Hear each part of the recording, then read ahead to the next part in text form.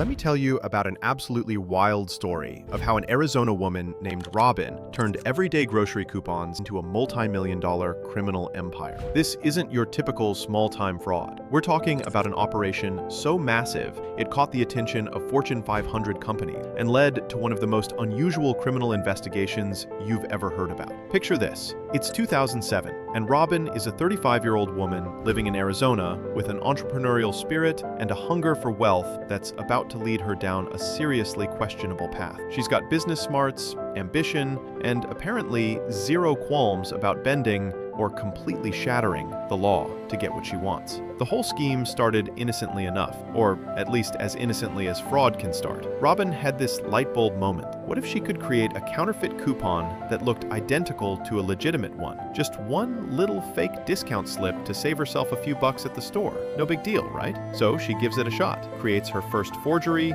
walks into a store, and boom, it actually works. The cashier scans it, accepts it, and Robin walks out with her discount. Now, most people might stop there, maybe feeling a bit guilty about their petty crime. But Robin, she saw dollar sign. This wasn't about saving a couple bucks on groceries anymore. Her mind started racing with possibility. Why settle for one measly discount when she could create thousands? Why keep this gold mine to herself when she could turn it into a full-blown business operation? Here's where things get seriously clever and seriously illegal. Robin developed multiple strategies for her operation, but her main hustle went something like this. She'd contact major companies with bogus complaints. She'd ring up a pet food manufacturer and spin a tale about how their product made her dog violently ill. The customer service representative, following standard protocol, would apologize profusely and offer to send complimentary coupons as compensation. But Robin wasn't planning to use these coupons for their intended purpose. Oh no, she had a much bigger plan. She'd take these legitimate coupons and ship them off to sketchy printing operations overseas. We're talking about underground print shops in Europe that didn't ask questions. These printers would create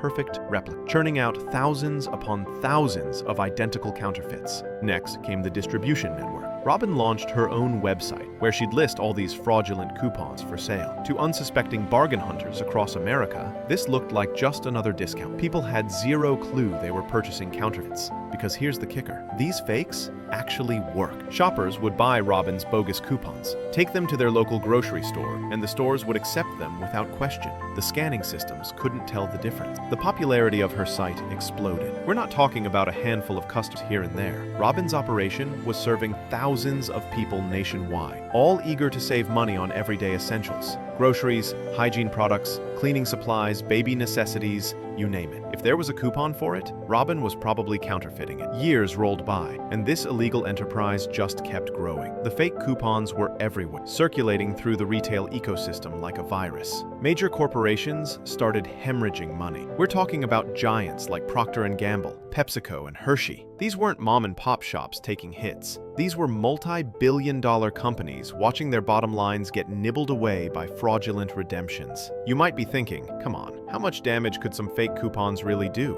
Well, buckle up for this. Robin claimed she was raking in approximately $300,000 every single month. That's not a typo. $300,000 monthly. The operation grew so massive that she had to recruit 2 additional women to help manage the workflow. The scale became absolutely bonkers. They had to lease an entire separate property. They called it their stash house, just to store their mountain of counterfeit coupons. Picture walking into this place. Boxes upon boxes stacked to the ceiling, each containing thousands of fake discounts. They had professional-grade money-counting machine whirring away, because when you're dealing with that volume of cash, counting by hand just isn't practical. And what does someone do with all that illegal income? Robin went on an absolutely insane shopping spree. Sports cars? Check. Firearms collection? Check. Brand new recreational vehicle? Check. A boat? Why not? But here's where she showed at least a tiny bit of criminal intelligence. She knew that suddenly flashing all this wealth would raise eyebrows. So what did she do? She rented an entire airplane hangar to hide all her new toys. Because nothing says, I'm definitely not doing anything illegal,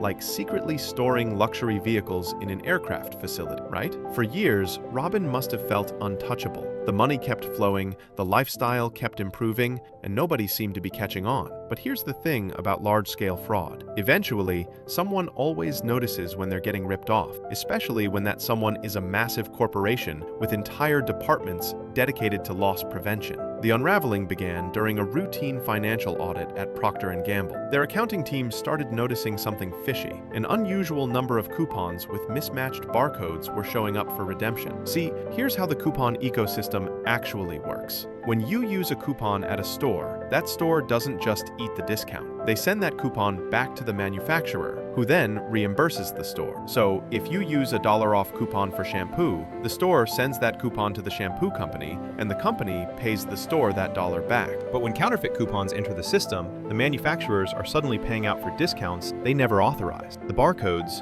don't match their internal systems, but the stores still expect payment. Procter & Gamble realized they were bleeding money on fraudulent redemption, and they decided enough was enough. When a company worth billions decides to solve a problem, they don't mess around. P&G brought in a team of private investigators. We're talking about professional detectives whose entire job became hunting down the source of these counterfeits. These investigators worked methodically, tracing the fake coupons through the retail chain, following digital breadcrumbs, until they finally identified Robin's website as ground zero for the operation. They could tell the site was likely operated from Phoenix, Arizona, but that's where the trail went cold, so they did what any good investigation team would do. They brought in law enforcement. The Phoenix Police Department probably wasn't thrilled about being asked to investigate coupon fraud, but when the private investigators laid out the scope of the operation and the millions in losses, the cops realized this wasn't some minor scam. Here's where Robin's personality really came back to bite her. Turns out, she was incredibly vindictive and couldn't handle criticism. Her website featured something called a wall of shame, a public page where she would post the personal information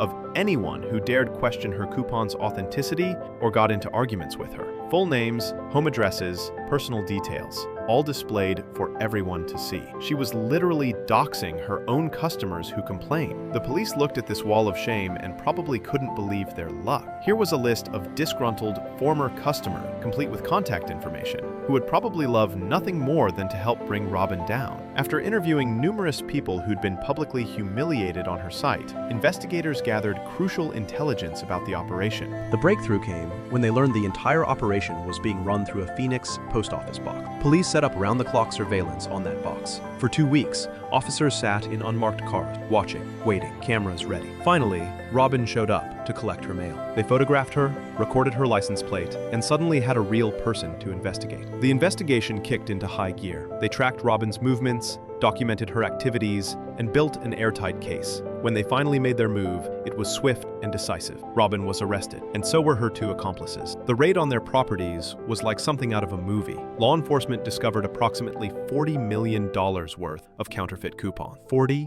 million.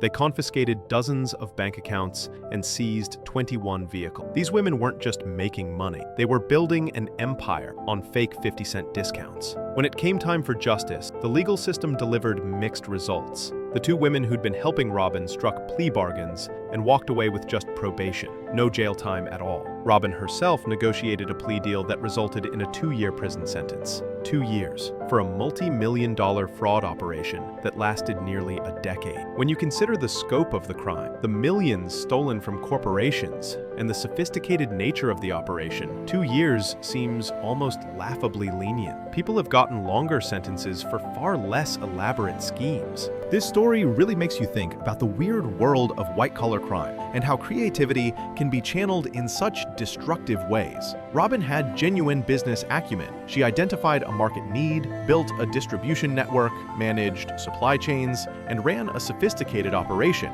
If she'd applied those same skills to a legitimate business, who knows what she could have accomplished? Instead, she chose to build her fortune on a foundation of fraud, and ultimately, it all came crashing down. The coupon game might seem harmless, but Robin's story proves that even the smallest discounts, when multiplied by millions and built on deception, can create massive criminal enterprises. The next time you're clipping coupons or searching for deals online, remember Robin's story, a reminder that if something seems too good to be true, it probably involves someone, somewhere, breaking the law in a spectacular fashion. And eventually, no matter how clever the scheme, the house of counterfeit cards always collapses.